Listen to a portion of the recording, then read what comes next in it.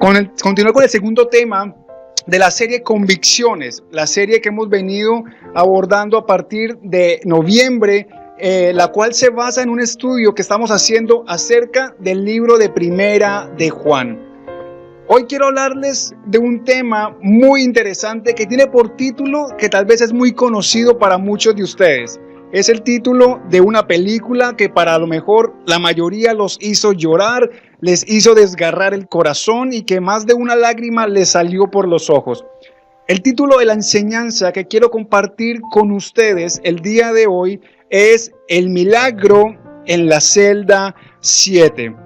Pero antes de eso, quiero leer lo que dice Primera de Juan, capítulo 2, versículo del 1 al 2. Dice la palabra de Dios de la siguiente manera: Mis queridos hijos, les escribo estas cosas para que no pequen. Pero si alguno peca, tenemos un abogado que defiende nuestro caso ante el Padre. Es Jesucristo el que es verdaderamente justo.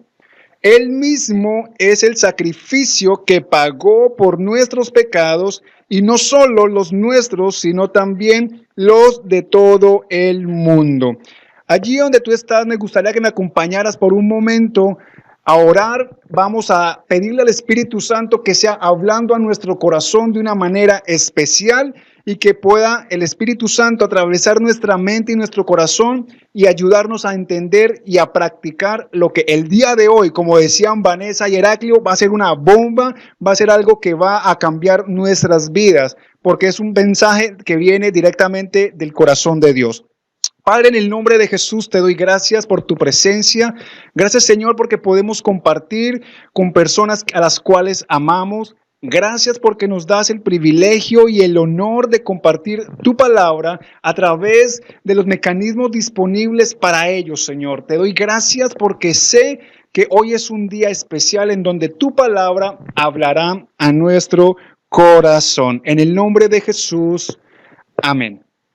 Bueno, cuando decretaron la pandemia a principios o mediados de marzo aquí en Colombia, eso fue una noticia bastante traumática porque luego de eso vino que aquello llamado confinamiento, en donde pues obligatoriamente tuvimos que estar encerrados en nuestras casas, estar encerrados completamente las 24 horas compartiendo con las familias y haciendo a lo mejor lo que pues nunca habíamos podido hacer. Tal vez muchas personas que continuaron leyendo el libro que en algún momento habían dejado pausado. Otros incluso optaron por comenzar a estudiar inglés o continuar el curso que habían dejado pausado. Pero la gran mayoría, y me incluyo, optamos también por ver películas, por ver series, en donde Netflix fue obviamente entre las que muchas hay, la más beneficiada.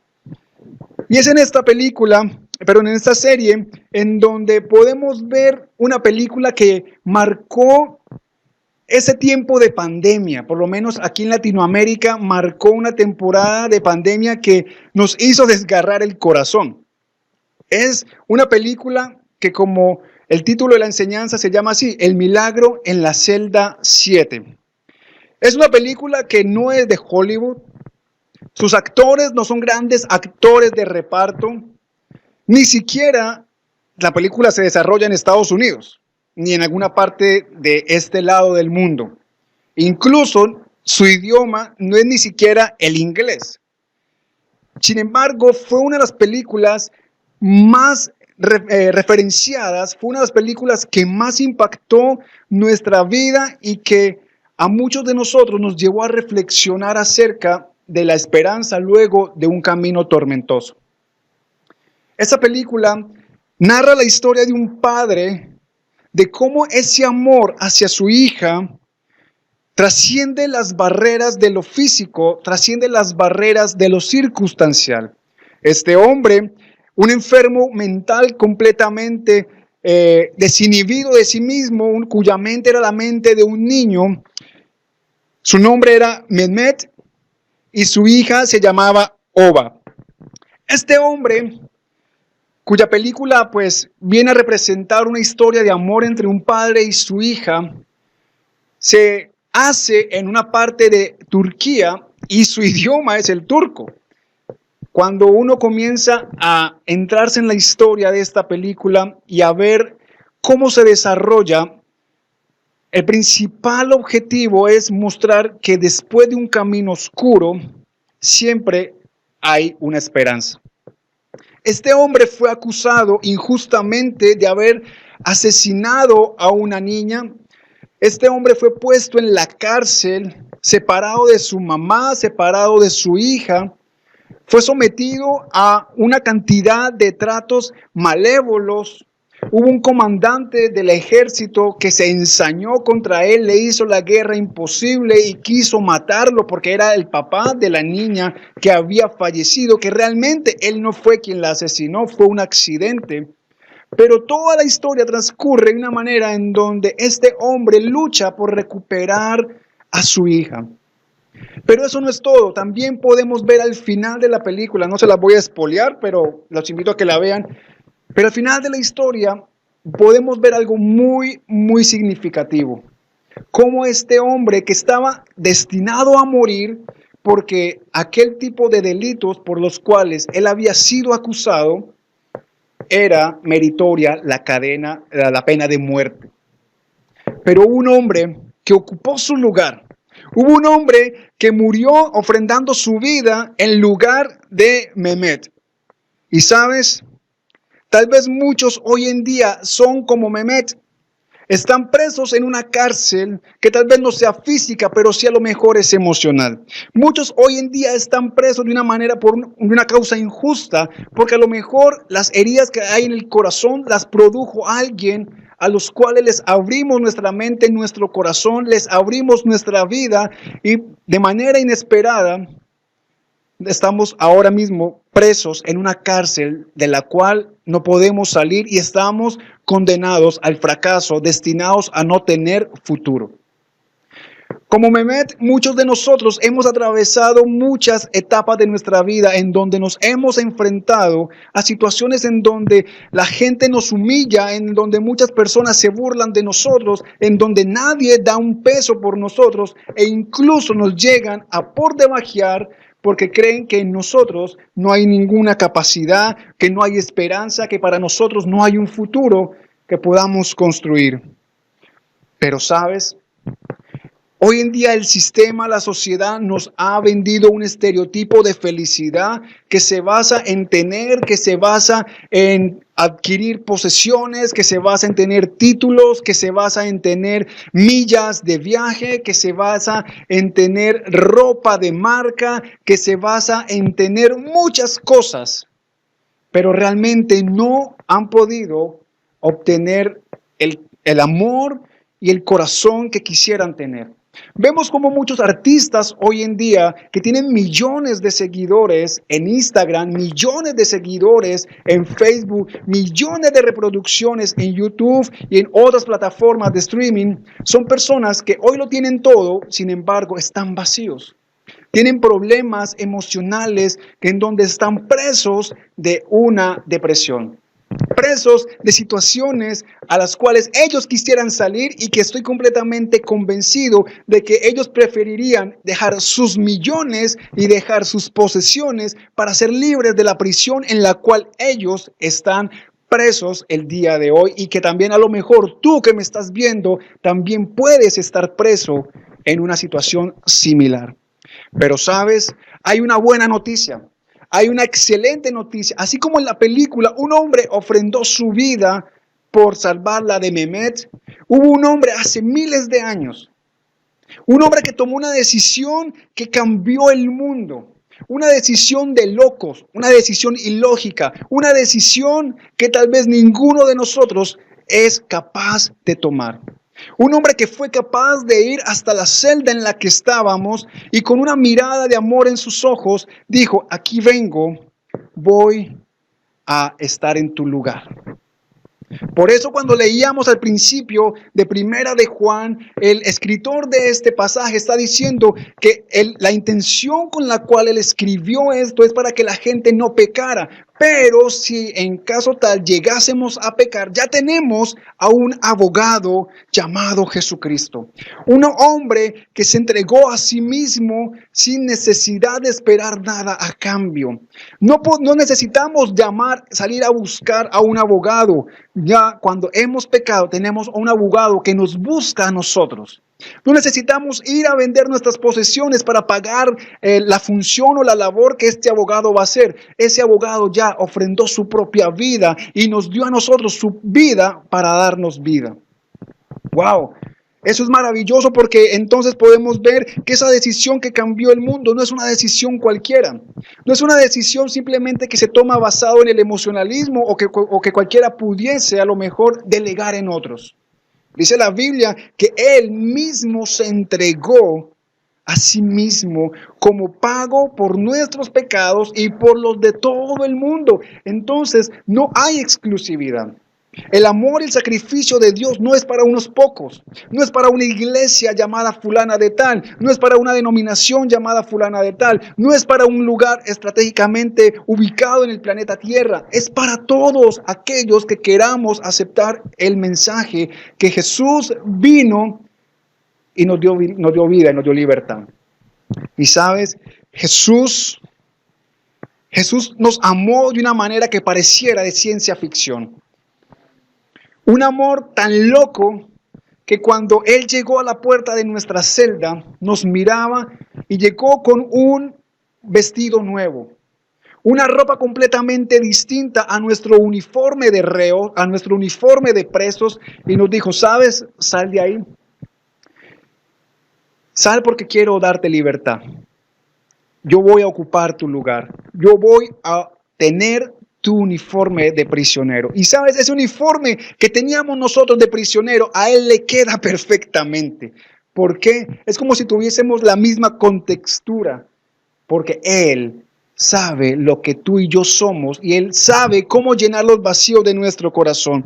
Pero su sacrificio que Él tomó, esa decisión de sacrificar su vida, nos ha dejado un legado para toda la eternidad y nos ha dejado un legado que quiero compartir contigo en 4 principios que quiero compartir rápidamente a través de este tiempo que me queda.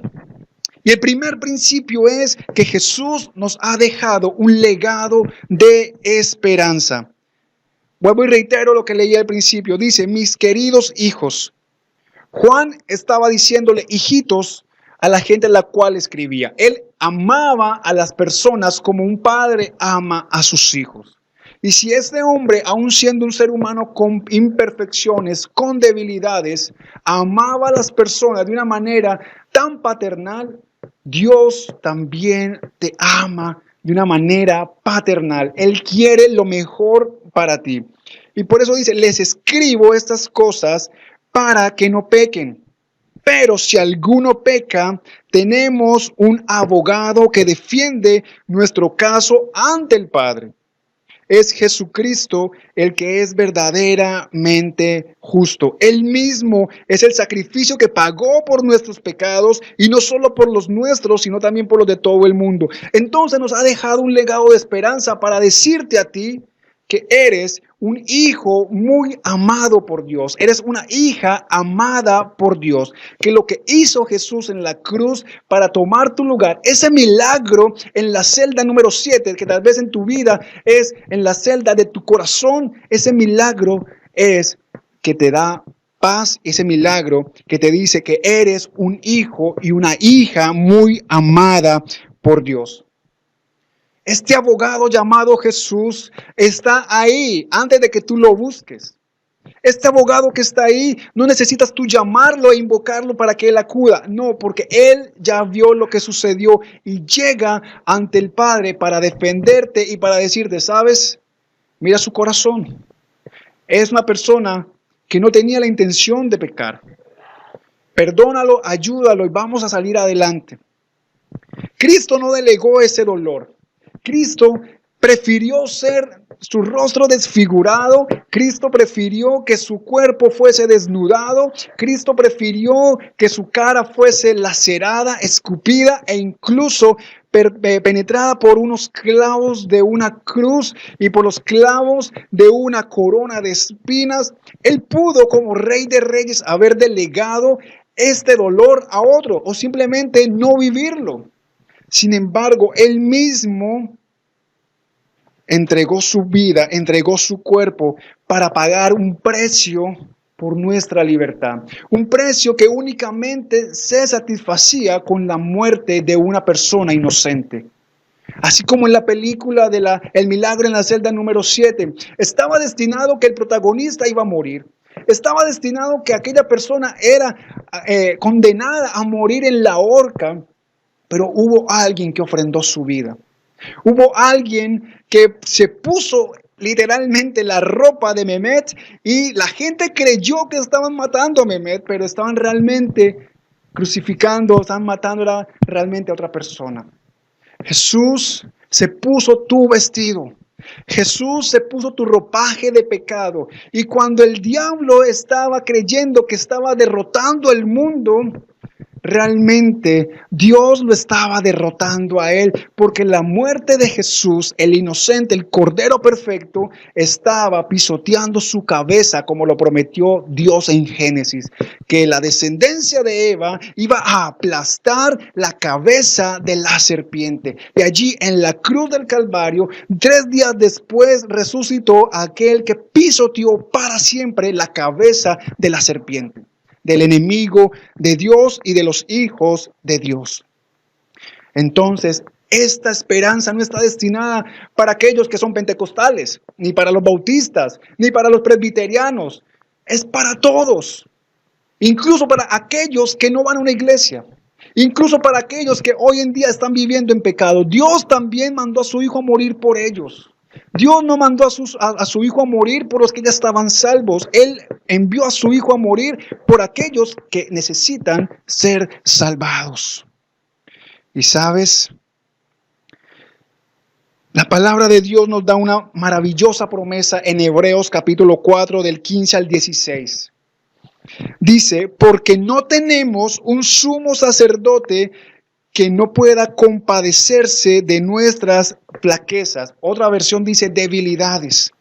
Sino que tenemos a uno que ha sido tentado en todo como nosotros, pero sin pecado. Así que acerquémonos con toda confianza al trono de la gracia de nuestro Dios, y allí recibiremos su misericordia y encontraremos la gracia que nos ayudará cuando más lo necesitemos. Entonces tenemos un líder, tenemos a un Dios que se compadece de nosotros, a un Dios que no se alegra de nuestras caídas y de nuestras debilidades, sino que Él sufre con nosotros. Él sufre contigo cuando tú estás en tu cuarto llorando, impotente o frustrada por lo que pasó en tu vida. Él está sufriendo contigo cuando tú en tu casa piensas y lloras de cómo vas a hacer para pagar las deudas, para pagar el colegio, para pagar la universidad de tus hijos, para pagar a lo mejor los servicios, para pagar la cuota del carro de tu casa. O incluso Él sufre contigo cuando tú te sientas y dices, pero Señor, voy a morir solo, tengo 50 años, no tengo una pareja, no sé qué voy a hacer, o no tengo trabajo, o cuando, mejor aún, alguien que está enfermo, que está conectado a una máquina de diálisis o a una de quimioterapia. Allí Jesús también está contigo porque Él no te abandona, porque Él es ese abogado que está allí contigo para defender tu causa, para ayudarte y fortalecerte y para decirte, hay esperanza. Este camino oscuro no va a durar para siempre. Esta pandemia que estamos viviendo hoy en día no va a durar para siempre. Este virus no va a durar para siempre. Porque sabes, Dios tiene el control. Dios tiene el control. Jesús es alguien que comprende la presión de grupo. Dios, en la persona de su Hijo Jesucristo, comprende a perfección lo que es sentirse abrumado por una situación completamente o que parece imposible de solucionar. Dios sabe lo que se siente ser tentado cuando hay una necesidad. Tentado a hacer cosas que son indebidas. tentado a tomar decisiones que no son las correctas, tentado a hacer cosas que nos van a perjudicar a nosotros mismos, pero ya no tenemos otra alternativa según nuestra propia opinión. Pero Dios, su trono, es una fuente inagotable de misericordia. ¡Wow! El trono de Dios es una fuente inagotable de misericordia. Es un lugar necesario para levantarnos y tener esperanza. El trono de Dios, el trono de la gracia de Jesús, es el lugar necesario para levantarnos y tener esperanza. Y mira lo que dice a continuación. Quiero que escribas esta frase. Para creerlo, yo antes necesito obedecerlo. Y para obedecerlo, debo creerlo. ¡Wow! ¿Quieres creer en Jesús? Obedécelo. ¿Quieres obedecer a Jesús? Cree en Él. Y añade, la sumisión lleva a la convicción. Estamos hablando en esta serie de noviembre acerca de las convicciones. La semana pasada hablábamos acerca de las convicciones también. Y a lo largo de todo este mes de noviembre estaremos hablando de las convicciones que debemos defender como aquellos que amamos a Dios y que queremos permitir que Jesús guíe nuestra vida. Pero también el legado que nos ha dejado el sacrificio de Jesús fue un legado en donde nos deja una enseñanza de amor. Mira lo que dice el versículo 7 al 8 de Primera de Juan 2. Queridos amigos, no les escribo un mandamiento nuevo, sino más bien uno antiguo que han tenido desde el principio. Este mandamiento antiguo, ámense unos a otros, es el mismo mensaje que oyeron antes. Sin embargo, también es un mandamiento nuevo. Jesús vivió la verdad de este mandamiento y ustedes también la viven, pues la oscuridad está desapareciendo y ya brilla la luz verdadera. La pregunta es, ¿estás tú viviendo ese mandamiento que dice, ama a tu prójimo como a ti mismo? ¿Estás amando a las personas aun cuando tú no seas amado? Porque Jesús vivió ese mandamiento en carne propia. Jesús sabe lo que es amar a alguien que no lo ama a Él. Somos amados para amar. La prisión del odio impide que podamos construir nuestro futuro. Por eso, el título del mensaje, el milagro en la celda 7. El milagro en la vida de Dani, el milagro en la vida de Vanessa, el milagro en la vida de Heraclio, el milagro en la vida de Laura, y así puedo mencionar muchos más nombres. Dios quiere hacer un milagro en nuestra vida. Jesús quiere hacer un milagro en tu vida. Romper las cadenas que te tienen atado de mano y de pies a un hábito destructivo, a una herida que no ha querido sanar porque no has permitido que sane. Él quiere romper las cadenas que te oprimen, que te roban la paz, que te llenan de culpa y de vergüenza, que te llenan de confusión, de miedo y de dudas. Y quiere llenarte de su amor. ¿Por qué? Porque nos ama. Él no tenía motivos para amarnos. Jesús no tenía ningún motivo para amarnos porque nosotros los seres humanos lo odiábamos a Él. E incluso, aun cuando Él sanaba, incluso cuando Él levantaba paralíticos, incluso cuando Él resucitó muertos, alimentó multitudes, mucha de esa gente lo traicionó. Mucha de esa gente le dio la espalda y aquellos que decían, oh Señor, oh Rabí, oh Maestro, luego a los pasos de unos días le decían, crucifíquenlo, crucifíquenlo, ya recibimos lo que necesitábamos, no lo necesitamos a Él, crucifíquenlo. ¿Estás tú viviendo entonces lo que Jesús vivió en su propio cuerpo? Y mira lo que dice Romanos, si no me crees, mira lo que dice Romanos 8, capítulo 5. Capítulo 5, versículo 8. Pero Dios mostró el gran amor que nos tiene al enviar a Cristo a morir por nosotros cuando todavía éramos pecadores. Jesús no esperó a que nosotros cambiáramos para amarnos. Jesús no esperó a que fuésemos transformados para amarnos. Él ensució sus manos, metiéndolas al lodo en el que estábamos. Él ensució sus vestidos para rescatarnos de nuestra inmundicia. Él no escatimó ser Dios para convertirse en un ser humano y morir de la manera que Él murió. Él fue lacerado, su espalda fue latigada, sus heridas estaban abiertas, botando sangre, y peor aún, tuvo que cargar una cruz que no fue esculpida por ningún ebanista. No era una cruz pulida, una cruz de moda, era una cruz rústica, llena de astillas, llena de puntas que se incrustaban en las heridas de su espalda. Era una cruz pesada, era una cruz incómoda, era una cruz que Él estaba cargando por ti y por mí. Y sabes, Jesús no murió por amigos. Jesús no murió por aquellos que éramos sus amigos. No, Él murió por nosotros que éramos sus enemigos. Por eso la Biblia nos enseña que Él nos reconcilió con el Padre. Él nos reconcilió con el Padre porque nosotros éramos enemigos de Dios, porque siempre queremos hacer lo contrario a Dios. Por eso Él quiere romper esa cadena. Él quiere romper esa llave. Él quiere romper el candado de tu celda y quiere hacer un milagro en la celda de tu vida. ¿Para qué? Para darte una nueva oportunidad. ¡Wow!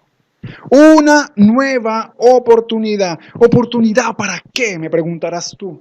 Oportunidad para ser perdonados por medio de Jesús. Oportunidad para ser parte de la familia de Dios, una familia a la cual pertenecemos, una familia que está esparcida por todo el mundo y que ahora mismo a lo mejor muchas personas están reunidas, algunas de manera intermitente en un lugar físico, otros como en nuestro caso estamos a través de medios virtuales, pero somos una misma familia. Siempre diré lo mismo, que la iglesia es una familia a la cual pertenecemos y no un lugar en el cual nos reunimos. Entonces, también tenemos la oportunidad de ser personas libres. Y somos libres cuando tenemos en nuestro corazón guardada la palabra de Dios. Lo decía el salmista, en mi corazón guardé tus palabras para no pecar contra ti. ¿Quieres vivir una vida de integridad, de pureza? ¿Quieres vivir una vida lejos y fuera de la celda que te tiene a lo mejor aprisionado hoy en día?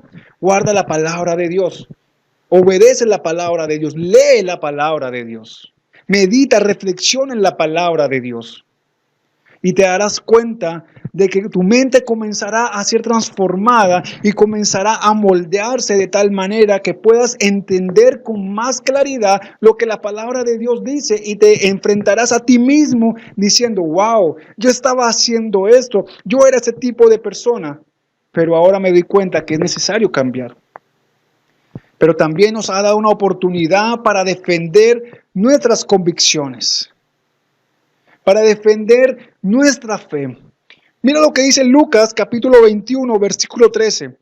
Pero esa será una oportunidad para que ustedes les hablen de mí. Wow. Tal vez estás en la universidad, tal vez estás en el colegio, tal vez estás en tu trabajo, en tu casa, en tu noviazgo, en tu matrimonio, con tus hijos, con tu familia. Dios va a hacer que tú tengas oportunidad de defender tus convicciones, ya sea a través de una pantalla, ya sea a lo mejor muchos que están en virtualidad apagan su pantalla para que el profesor no los vea y muchos se alejan de lo que están haciendo y el profesor inocentemente cree que están conectados y el estudiante está durmiendo o haciendo quién sabe otra cosa. O muchos de ustedes a lo mejor en su trabajo se roban las cosas. O a lo mejor las personas comienzan a hablar mal de la fe o comienzan a hacerles proposiciones indebidas, oportunidades que tú tienes para defender tus convicciones. Y mira lo que dice esta frase. Cristo ha abierto las puertas del cielo para que habitemos sin miedo. Cristo ha abierto las puertas del cielo para que habitemos sin miedo.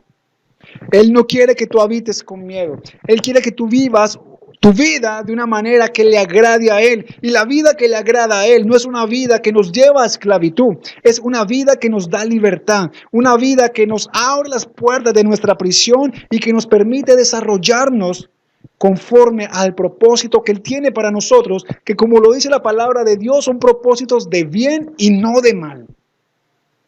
Cosa grande tengo para ti, dice la palabra de Dios. Entonces, ¿por qué no creerle a alguien que quiere mi bienestar, quiere un futuro bueno para mí? Alguien que murió por mí, que entregó su vida por mí. ¿Por qué no escucharlo? No tengo nada para perder. Si es verdad, wow, experimentaré las mejores bendiciones. Si es mentira, no perdí nada. Simplemente opté por escuchar a alguien que resultó ser un farsante, pero no perdiste nada.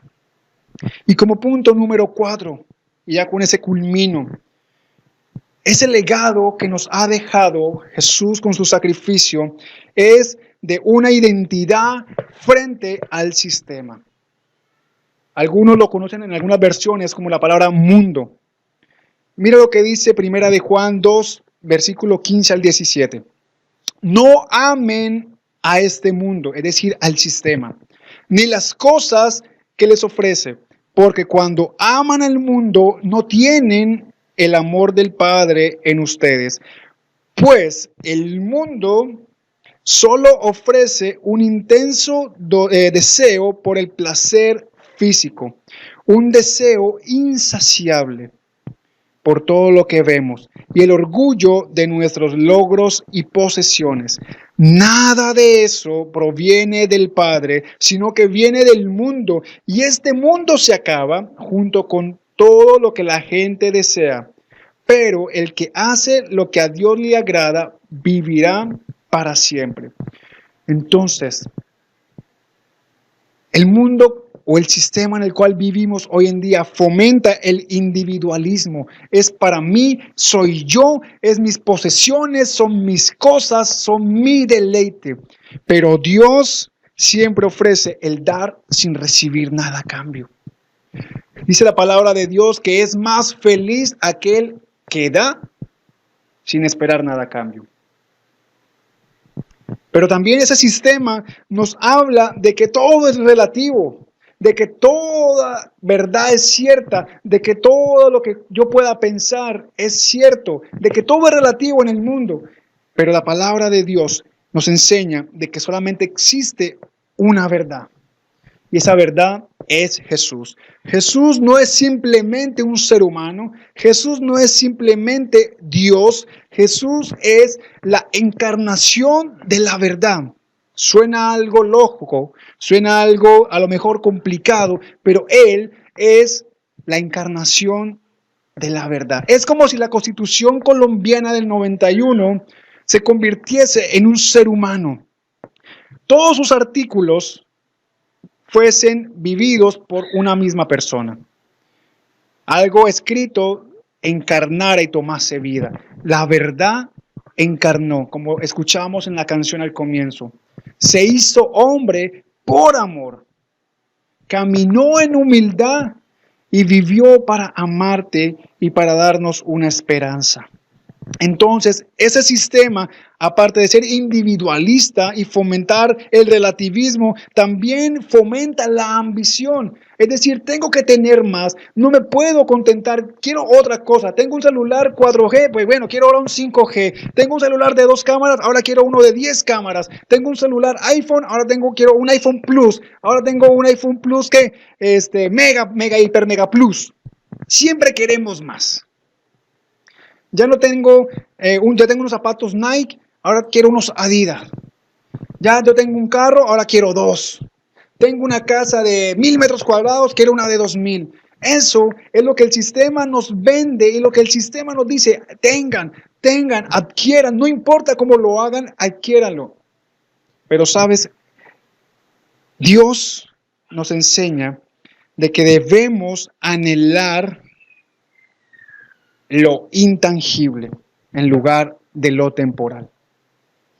Cristo nos invita a anhelar lo intangible, es decir, esa vida eterna, que no es tanto lo cuantitativo, sino lo cualitativo.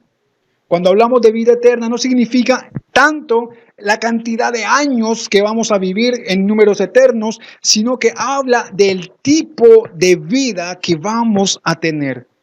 No tiene un enfoque cuantitativo, sino más cualitativo. Es el tipo de vida que Dios quiere darnos. Una vida en donde no habrá enfermedad. Una vida en donde, obviamente, pues estamos en el mundo y en el mundo vamos a enfrentar aflicciones. Pero cuando estamos en Cristo, nuestro futuro va a ser un futuro sin enfermedad, sin muerte, sin homicidios, sin robos, sin injusticias. Va a haber un reino en donde Jesús va a reinar con justicia y donde podremos disfrutar de completa paz. No nos va a importar quién va a ganar en otro país las elecciones. No nos va a importar si por allá alguien se comió un murciélago. No, porque no va a haber peligro. No va a haber riesgos. Pero este sistema fomenta el materialismo y el egoísmo. Quiero tener. Esto es mío. Todo gira alrededor de mí. Pero Dios ofrece el que debemos darnos a los demás como muestra de amor. Si te das cuenta, acabo de hacer una comparación entre los principios del sistema en el que vivimos versus los principios que Dios ofrece en su palabra. El principio de Dios es ama a los demás. Si amas a Dios, también ama a los demás. Pero el principio del mundo nos habla de que debemos amarnos a nosotros mismos, que somos los primeros y los últimos, que somos lo más importante, que fuera de nosotros no puede haber más nada. Impactemos el sistema con el mensaje de la vida eterna. Impactemos el mensaje con el mensaje este sistema. Y esta última frase: no te engañes con el placer temporal. Mejor vive el milagro celestial. Quiero repetirla. No te engañes con el placer temporal. Mejor vive el milagro celestial. He mencionado 4 principios o 4 legados que Jesús nos dejó con su sacrificio. Un legado de esperanza, una enseñanza de amor, un legado para una nueva oportunidad y una identidad frente al sistema. ¿Sabes? Les contaba que al principio de la enseñanza acerca de esta película, El milagro en la celda 7, este hombre que parecía haberlo perdido todo, al final recuperó lo más valioso, el amor de su hija, la compañía de su hija. Este hombre, a pesar de su incapacidad mental, reconocía el amor y reconocía la compañía que su hija representaba para él. De una manera muy similar, Dios habitó la celda en la cual tú y yo en algún momento estuvimos o en la que a lo mejor algunos de ustedes están hoy en día. Dios quiere habitar esa celda para que tú salgas y tengas una vida, para que tú salgas y no sigas atado o atormentado a los errores del pasado, para que no sigas atormentado o atormentada por una relación que te fracturó, una relación que te rompió el corazón. No sigas atormentado por las palabras que desde pequeño te fueron diciendo de que no valías para nada, de que no servías, que eres un bruto o que eres la oveja negra, que tú no tienes solución. Jesús te está dando una oportunidad. ¿Por qué? Porque así como de ciencia ficción, aquel que se está sentando en la silla en donde va a ser asesinado, él te mira y te dice: disfruta, esto lo hago por amor hacia ti.